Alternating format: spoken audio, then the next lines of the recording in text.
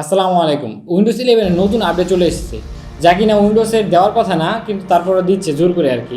জোর করে এই জন্য বলছি যে উইন্ডোজ কোম্পানি যে সময় উইন্ডোজ 10 বের করেছিল ওই সময় বলেছিল যে তারা কোনো রকম আপডেট দিবে না, কিন্তু বর্তমান সময়ে তারা একটু পরিস্থিতির শিকার হয়েছে। যেরকম অ্যান্ড্রয়েড নতুন আপডেট আসছে বা ম্যাকওএস এর নতুন নতুন আপডেট আসছে, এই আপডেটগুলো পাওয়াতে মানুষ নতুন একটি ইন্টারেস্ট পায় এই জিনিসগুলোর উপরে। এই মার্কেটিংটা আবার ফেরত পাওয়ার জন্য উইন্ডোজ আবার তাদের নতুন উইন্ডোজ 11 নিয়ে এসেছে, যা কিনা ভালোই আকর্ষণীয়, ভালো দেখতে সুন্দর।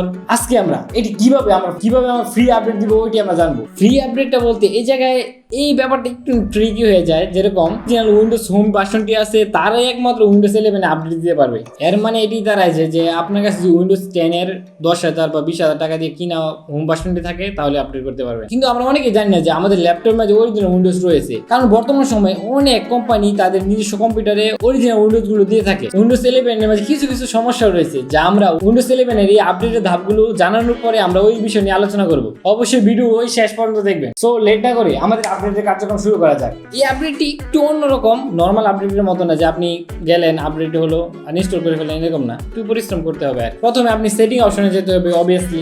আরেকটি খারাপ সংবাদ হলো যে এই আপডেটটি দেওয়ার সময় আমি বসেছিলাম এবং সব ডাউনলোড দিচ্ছিলাম, দিতে হয়ে গেছে। এই জন্য মোবাইল দিয়ে নর্মাল রেকর্ড করেছি, একটুনি ফুটেজটা খারাপ এসেছে, কিন্তু আশা করি সকল অপশন বোঝা যাবে। তারপর সেটিংসে সবচেয়ে লাস্ট অপশনে যাবেন, ইনসাইডার অপশন। ওই অপশনের মাঝে গেট স্টার্ট এই অপশনটির মাঝে ক্লিক করবেন। আরেকটি রেজিস্টার করার অপশন আসবে। আপনার যদি মাইক্রোসফট অ্যাকাউন্ট খোলা থাকে তাহলে সাইন ইন করবেন, আর যদি না থাকে তাহলে আপনি সাইন আপ করবেন, নতুন একটি অ্যাকাউন্ট খুলবেন আর কি। তারপর সে আগের ইনসাইডার প্রোগ্রামে আপনি যাবেন এবং ওই জায়গায় গিয়ে ডেভ চ্যানেল এই অপশনটিতে গিয়ে কনফার্ম করে দিবেন। তারপর আপনার কম্পিউটারটি নিজের ইচ্ছা মতো একটি রিস্টার্ট নেবে। উইন্ডোজটি রিস্টার্ট থেকে ওপেন হলে তারপরে ফ্রেন্ডস আপনার উইন্ডোজ 11 ডাউনলোড হয়ে যাবে, মানে ডাউনলোড হওয়া শুরু হবে আর কি। ওই সময় শেষ হবে না, এখন অপেক্ষার পালা ফুল উইন্ডোজটি ডাউনলোড হতে। এর মধ্যে দিয়ে কিছু কথা বলে নেই, যেহেতু উইন্ডোজ 11 আপডেট হচ্ছে তাই আমরা কিছু ইম্পর্টেন্ট কথা বলে নিই। এটি কোন কোন কম্পিউটারের জন্য পারফেক্ট হবে যে আপনি আপডেট দিলেন এবং ভালোভাবে চলতেছে। প্রথমত আপনারা যদি মানে Core i3 8 জেনারেশন 7 জেনারেশন এইসব ল্যাপটপ চলান, আর যদি এটার মধ্যে এসএসডি লাগানো না থাকে তাহলে আপনি আপডেট দিবেন না। আপনি আপডেট দিলে পুরোপুরি স্লো হয়ে যাবে কম্পিউটারটি। এটির অনেকগুলো অ্যানিমেশন থাকার কারণে, অনেক কিছু থাকার কারণে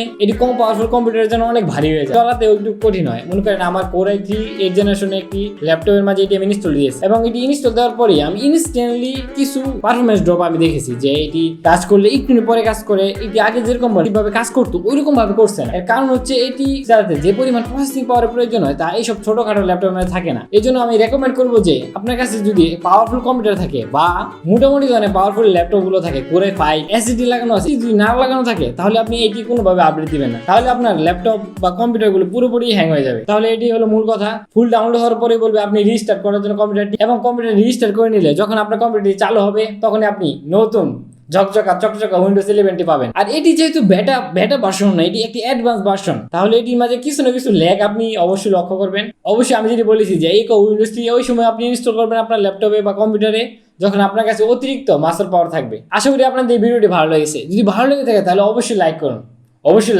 আর কিছু করতে হবে না। আমি জহিরুল ইসলাম, দেখা হবে আপনাদের সাথে নতুন কোনো ভিডিওতে। সম্পূর্ণ ভিডিও দেখার জন্য আপনাকে অনেক অনেক ধন্যবাদ।